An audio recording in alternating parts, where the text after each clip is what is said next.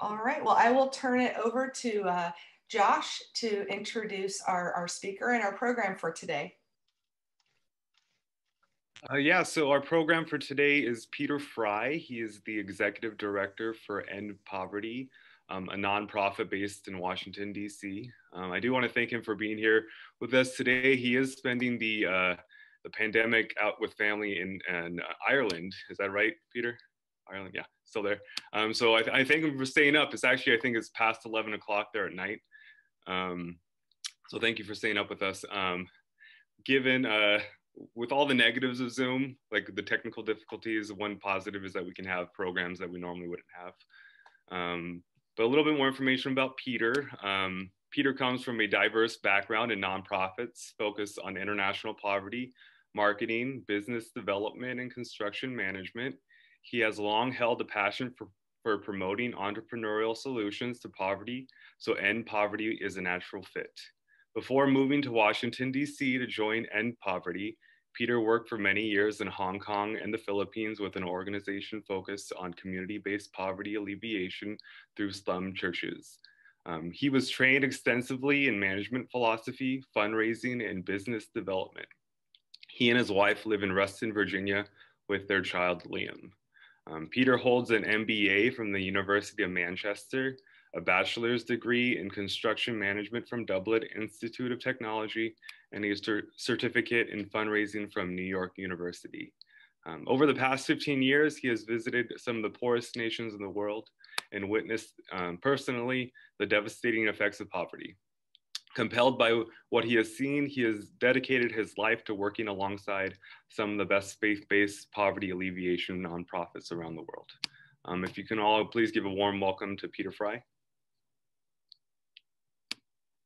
Peter, I'll go ahead and hand that off to you. Excellent. Okay, well, can everyone hear me okay? Excellent. So I'll bring it back, Josh. It's actually only 8 o'clock, not 11 o'clock, so I can't take too much credit. So, I put the kids to bed, and I mean, it's lovely to spend the evening with you guys. But yeah, I'm in Ireland at the moment. It's where I grew up, so it's a little bit colder. I've got the fire brewing beside me here, and so, but it's great that this could work out.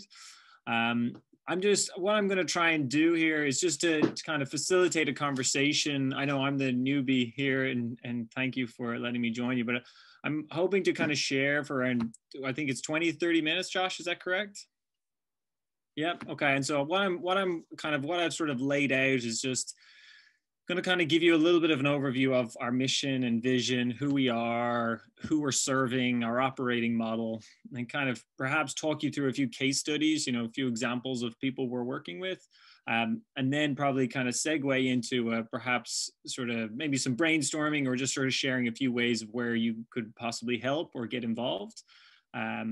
If there's any interest or kind of alignment in people's backgrounds and interests.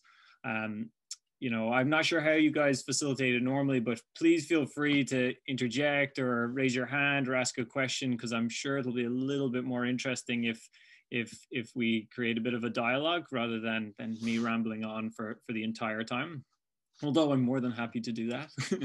And so please feel free to ask any questions, or if you just want me to kind of go deeper on a certain topic, I'm more than happy to do that. Does that sound good?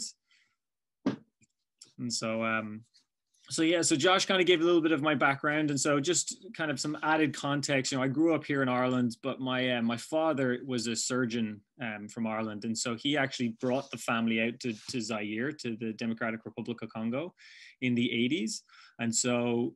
That was kind of a lot of my upbringing, was kind of seeing how extreme rural, very difficult poverty was, as he was a surgeon kind of doing 10 life-saving operations every single day.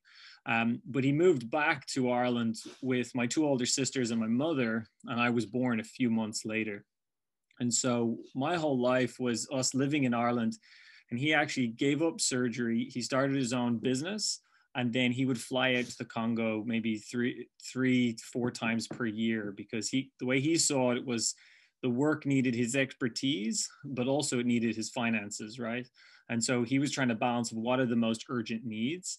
and how can he help meet them. And so thankfully the Irish economy was successful, so his business was, he was able to be able to have that luxury to be able to spend extended amounts of time in the Congo.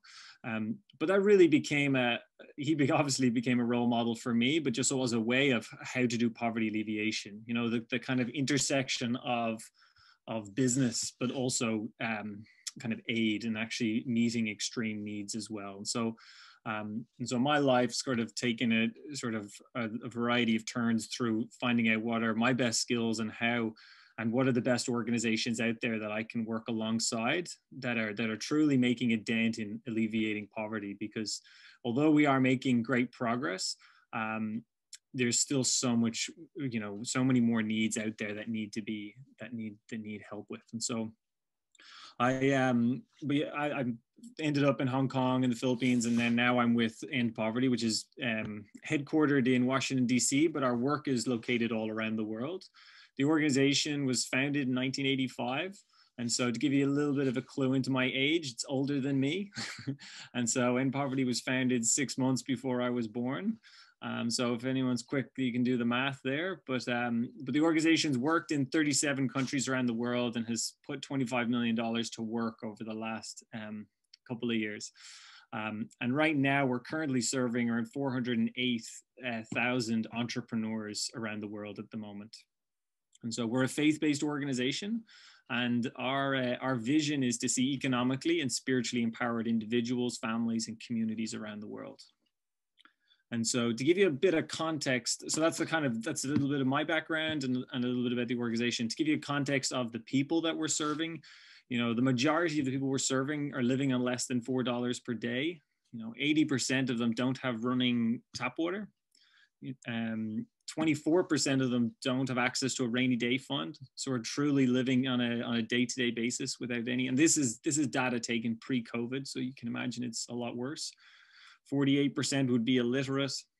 And so, but then one of the really damaging aspects is 33% of the women that we would be serving report a severe lack of trust in their community. So they have a very low level of social capital in the community, of where they feel alone, they feel vulnerable, they feel isolated, and they don't have that sense of value. And so part of our programs, we're not just trying to create wealth and help people to start businesses, but we're also trying to build their connections with community members so that when times are tough, they have different people to lean on, and different people to help them grow their business.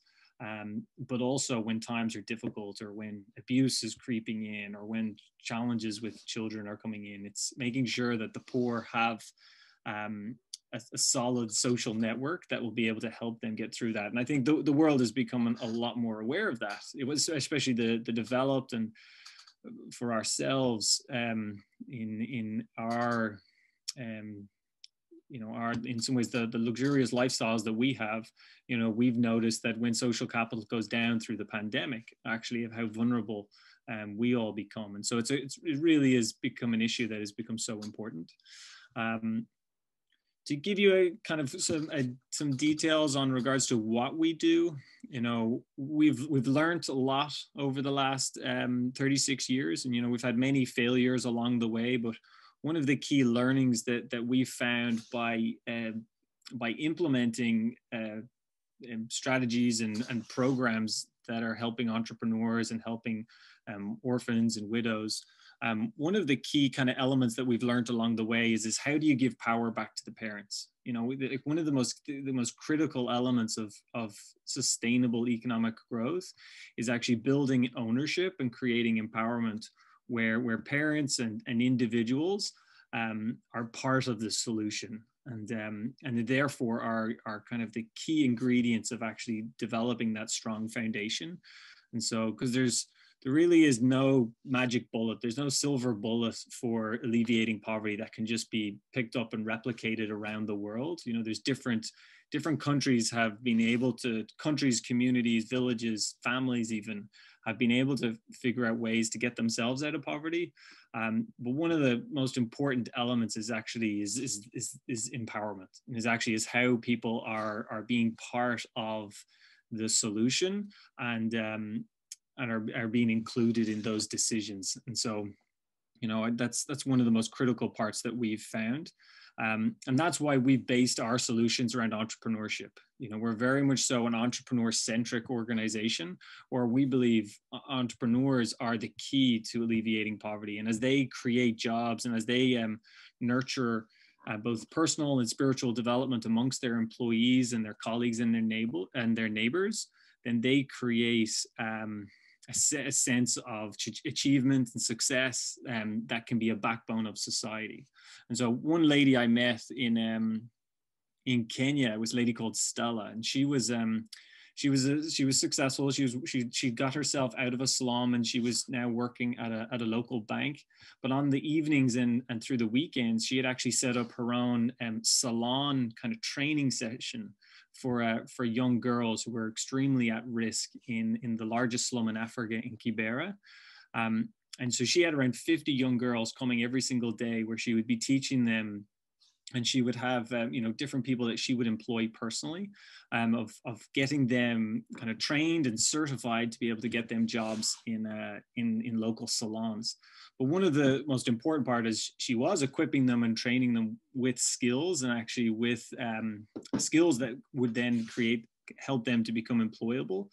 But one of the key elements that she was actually bringing was the fact that she was such a strong role model. You know, that a lot of these younger women were looking at her and seeing how she was able to escape the poverty, and she was able to actually build a strong foundation for her family. And so we've always seen that entrepreneurs like Stella are such a critical component of actually creating sustainable poverty alleviation strategies, is by helping entrepreneurs to succeed, helping them to grow businesses and create jobs, but also developing that sense of earned success in the community and amongst families.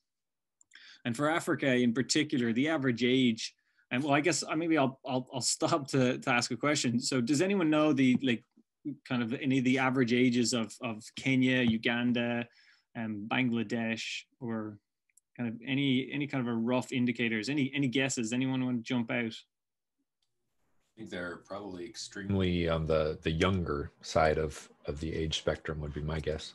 Mm-hmm. So give us a number. 20s. 20s. Anyone else? Early 30s. Early 30s. 15. And so I'll give you a few. So Kenya's average age is or not average age, sorry, median age is 19. Uganda's is 15. Bangladesh is at around 26. I think India is around 28. Philippines 23. So a lot of these countries, have booming populations, right? And so with that, in some ways, what a lot of people are calling this is a ticking time bomb. Is that if you're not actually creating enough job opportunity, I know let's say in the West, we're worried about automation and technology and robots and how that's going to, really disrupt a lot of the labor force. But in the developing world, you've got these booming populations of even the minority that are actually able to get educated and go to college. They're still graduating out of universities and not having jobs available. And so when we consider the kind of the spectrum of international development and global poverty, we are sitting on a ticking time bomb, because if we don't actually innovate and create enough jobs for people, no matter how much money we send, we really are not, we're putting a plaster on a very big problem that is growing. And so for us, that's why we're very much so about entrepreneurship, about creating local solutions to problems, and helping people to create products and services that can create businesses in their local economy. And so that's kind of a bit of an overview of what we do and how and why we kind of the philosophy behind what we're doing. The kind of the 4 steps of how we do it, which is kind of our operating model. Our first step is character. And so for us, our work really starts with a careful selection of vetting entrepreneurs, finding people who demonstrate the desired character and attitude that is needed to successfully lead and start a business. But also people who are intentional about creating jobs as well. People who want to create jobs for their community, not to exploit people, but actually to create a safe environment where people can grow as individuals. For us, it's a really important part of the type of businesses that we want to support, and that we believe can have a transformative effect on people's lives. The second step is coaching, and this is something I'll talk about at the end. You know, this is where possibly a few of you could come in, or you as a community could come in.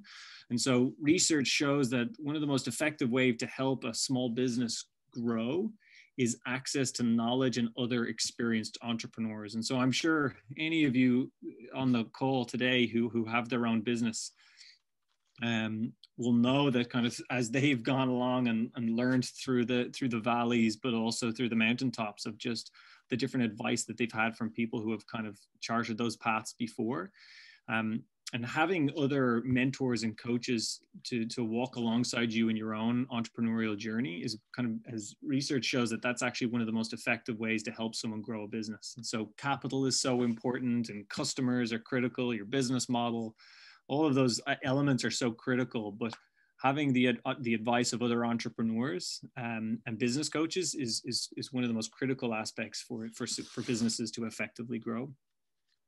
The third element is capital, you know, affordable capital, helping small and micro businesses actually have the funding that they need to buy an asset, you know, or to be able to fund inventory or working capital, but, you know, unlocking some of those bottlenecks that are restricting the poor and not allowing them to become competitive. And so for us, making affordable capital available is one of the most critical components as well. And then the other element is community, you know, and having business people surrounded. So not just kind of one-on-one coaches and advisors, but actually having a kind of a community of people, which, you know, for you guys, part of Rotary, you understand the importance that this group has for each of you, and for everyone to be growing as an individual, but also in their professional life as well. So that's the kind of the 4 steps: character, coaching, capital, and community. That's kind of how we identify and work alongside our businesses and the individuals that we're helping to get out of poverty. I'll stop there. Does anyone have any questions or any questions or observations that they'd like to mention just before I jump on to the next part? I'd like to know if you have any connection or thoughts about the World Bank and how they proceed in going into other countries to theoretically help people there. Yeah, that's a tricky question. You know, it does. The World Bank does a lot of good. You know, it has a lot of influence, and it does stimulate a lot of economies, and a lot of economies depend on it. How it approaches different countries and kind of the forces and the influence that they direct on countries can be quite challenging as well. I think for me, it's that hard balance of, you know, for us as we look at an entrepreneur, you know, someone that we're trying to help, for us to come in and say, this is what we want you to spend the money on. We're only going to give you this amount of money to do this and to achieve that. Those kind of restrictions and accountability, although can be important, it really can stifle innovation and ownership for an individual entrepreneur, for them to get out of poverty. And I feel like at the country level, it's the same thing. Is, you know, you have the World Bank, the IMF, and a lot of great development organizations trying to provide support to these countries, but the level of corruption that is still being maintained throughout the world is a huge problem, and it's because solutions are coming from outside and not from the inside. And so, I'm not sure if I fully answered the question, but it's for me that it still has that roots of paternalism in trying to kind of tell countries how and prescribe how to get out of poverty, but at the same time, if it wasn't there, what would we be looking at?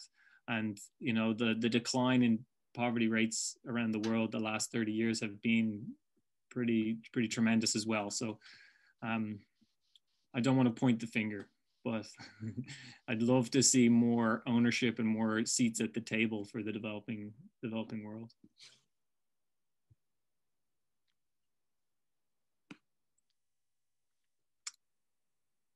the entrepreneurs that you find? And then are you providing like all the capital that they need in order for them to start their business, or are they required to put some investment in as well? Yeah, so we definitely don't provide all of the capital. We want, we're not dealing with extreme ultra poverty. Like, for us to work with someone, they have to have had a business, for a year or two. So they have to have a certain level of business acumen and experience. It's not necessarily a first job for people. And so with that, they do tend to have a lot more skin in the game and have put in more capital for themselves. And so, but in different countries, it looks very different. In India, we would only be providing maybe 15-25% of the capital that a business needs. Whereas in Kenya and Cameroon, it is 80+%. So it's a much higher percentage of the capital that's being provided. And then another layer of that as well is, so our like local boots on the ground. So End Poverty's always had a very lean approach. We've always had a very small team, but then we work with local organizations around the world. So just kind of how Paul, when I spoke about the World Bank, for us, when we work in Uganda, Bangladesh, India, Philippines, Cameroon, Guatemala, we've actually identified local organizations with a local board, local management, local staff, kind of fully localized organizations that were founded in their countries. And we work alongside them to help them grow their organizations that are serving their people. And then when they've reached a certain level of scale, then we actually exit. Because our plan is not to have global End Poverty, a big American organization, is we're actually locally, we want to be seen as a local organization, a local solution to local problems as well. And so every time I've met the hundreds, if not thousands of entrepreneurs that End Poverty has served, they never know End Poverty's name. They would always know the name of the local organization that is serving them. So it's not this view of outsiders helping, but it's actually, it's their own neighbors who are part of that solution as well. That kind of leads into my question is, are there international organizations that you work with, as well as local organizations that either contribute, boots on the ground or finances or leadership or access? Yeah, so a few different layers to that. So traditionally over the 36 years, there's been international partnerships and local partnerships. In the last 10 to 15 years, we've on a operating aspect, it's very much so been focused on local organizations. Now that's on a implementation, not necessarily on a funding. On a funding, yes, we have lots of international organizations. But on a implementation side, it's traditionally over the last 10, 15 years, has been more on the local side. We have started in 2020, the year for new launches. We did actually launch a new initiative in Kenya this year, which is going to be a lot more integrated with international partnerships, because the type of entrepreneur that we're identifying is kind of a lot more of a small business than a micro business. And so there's a lot more kind of direct advisory and coaching support of more diversified businesses, which I'll talk a bit later on. So traditionally it's always been local organizations, but in Kenya at the moment, this new initiative has a lot more international partnerships as well. And then there's also another partnerships as well. Like, we're part of a lot of forums and a lot of best practices where international organizations will collaborate and share best practices. And so that's always kind of been a huge learning along the way. Any other questions? Actually, I don't know what time the countdown is. Oh, sorry, James. Yeah. How is the virus affecting your aid? Yeah, that's a big question. Yeah, so in like Q2, our like disbursements of capital out to new businesses was down to like 3 or 4%. So last year in like that second quarter of 2020, and so it was really badly affected all around the world of being able to get money to people. Even when countries started to reopen, like India, when the trains were shut down nationwide, when they did open, even coming to provide assistance and support, you were locked out of a lot of towns because they don't want outsiders coming in. So on an implementation side, it actually became quite tricky, as well as even as the countries did open, there's still that stigma of city people coming out and bringing the virus with them. And so you're actually practically were really restricted. But we have seen a lot of people bouncing back. And so which is encouraging. But the reality is the pandemic, the impact of the pandemic on the developing world is very unknown, just because of the infrastructure to track, to trace, and to understand the true death counts. And so it's been a hard thing to understand, but our programs have been really restricted just because of the transport. And like I mentioned at the start, these businesses just don't have any fallback. And so, but one thing I will say is the poor are a lot more resilient than us. And so the shock that's been sent through each of our lives as we've panicked to deal with 2020 is their reality, that's generationally how they've survived. And so we have a lot to learn from them of actually how to deal and how to make decisions when the rug has been pulled from underneath you. And so they, even for me leading the organization, there's been some really dark days. And so where some of my colleagues would be like, Peter, we're going to be okay.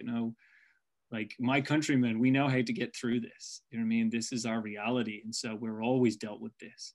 And so I've been really encouraged, and I've learned a lot myself through that, of how resilient, how industrious the poor are. And so they are surviving. It's just, yeah, I don't know if that answers the question.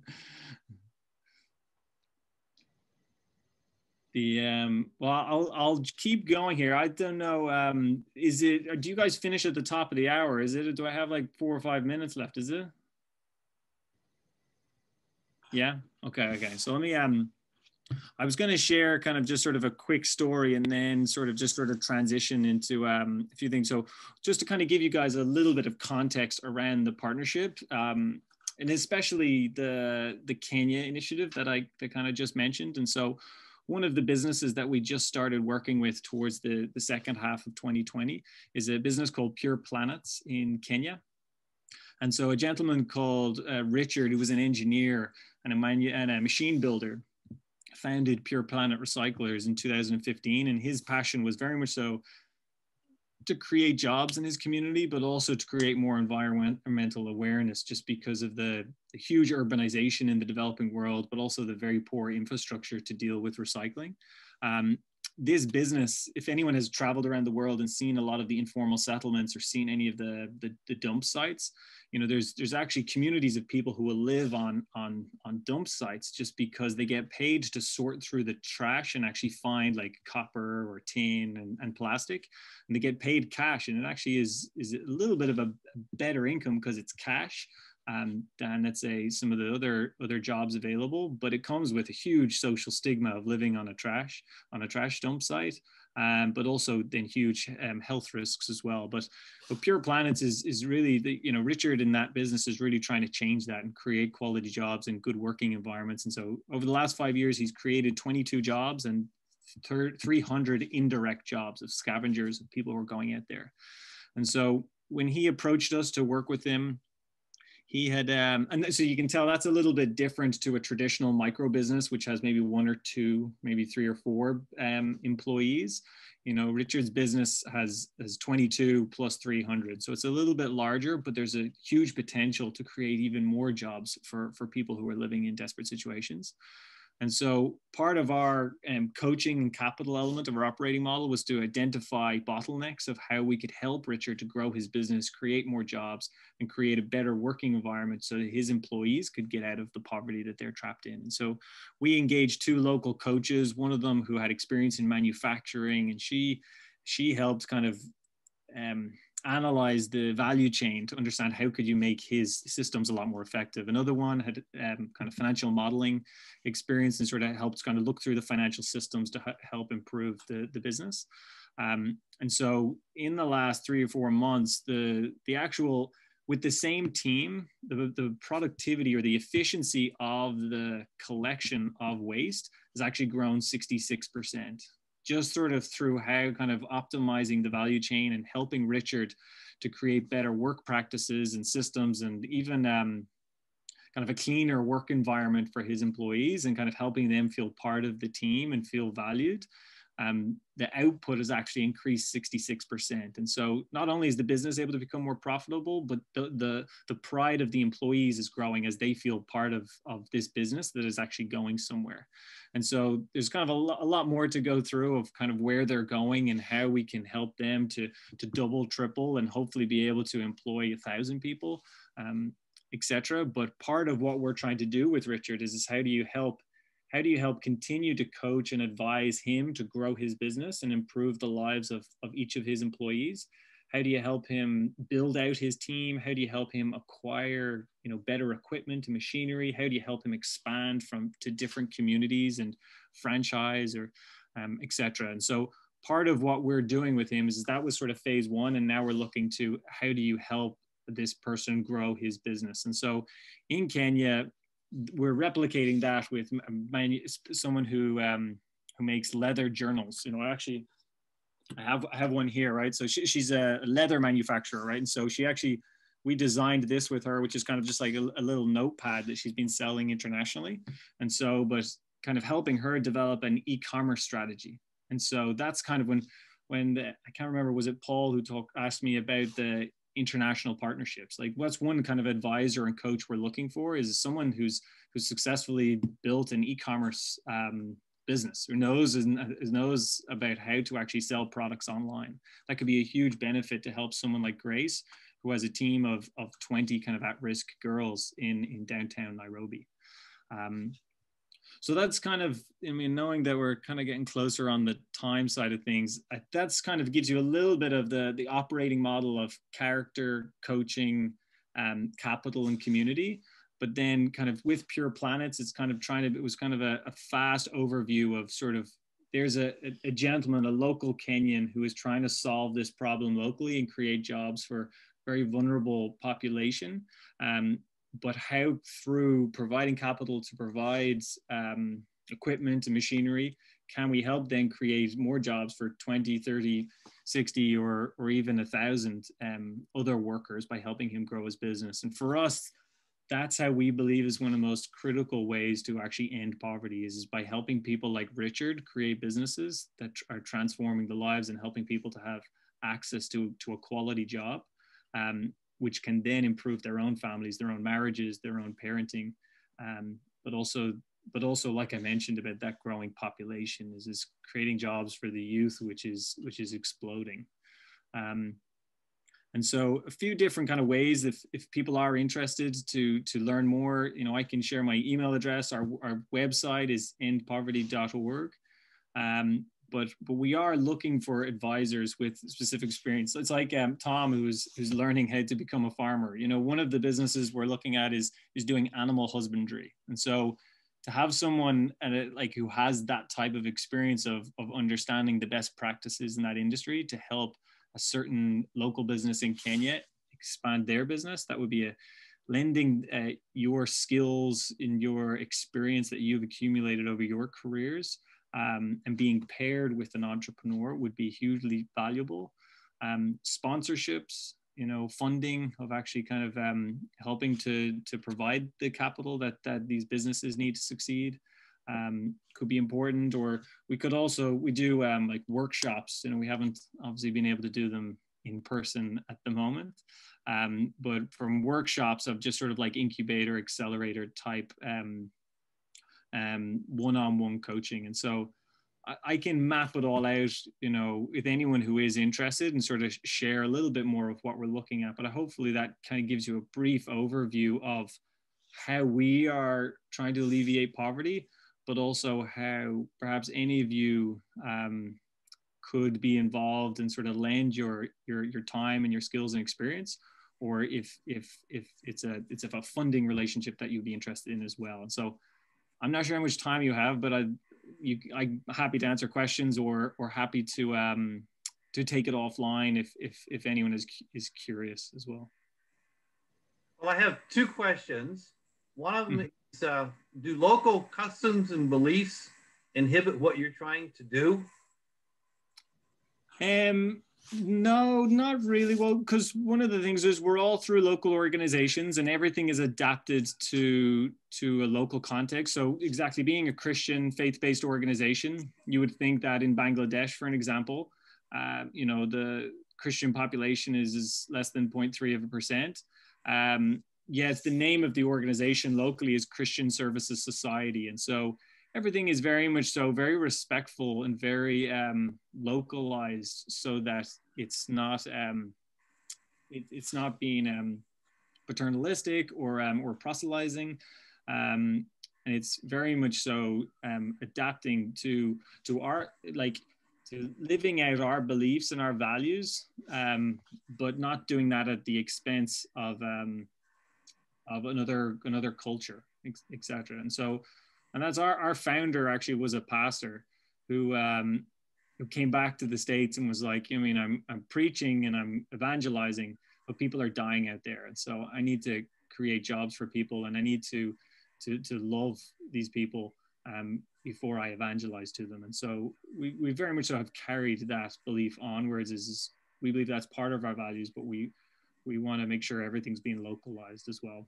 And it's all, it's different when Peter Fry is coming into Bangladesh, that would turn a lot of heads and make a lot of people angry. But when the whole team is from Bangladesh, it's very much so their people serving their own people. So it has a very different feel to it. Okay, my second question is, where in Ireland are you located? And, make it somewhere that we kind of have a perspective of where you might be, and what kind of restrictions or programs are you living with COVID over in Ireland? Yeah, so I'm living. I'm technically, my wife is from Virginia, and so we've been living in Virginia the last 5 years. But then when the pandemic started heating up, and election season started getting a bit of a handful, we decided to bring our family back to my family here in Ireland. So we've been here the last 3 months. And so my family, we're from Dublin, but we have a country cottage in County Wexford, which is the southeast. And so I'm currently with my wife and 2 kids. We're here in County Wexford in a town called Gorey, which we've had a house here for the last 30 years.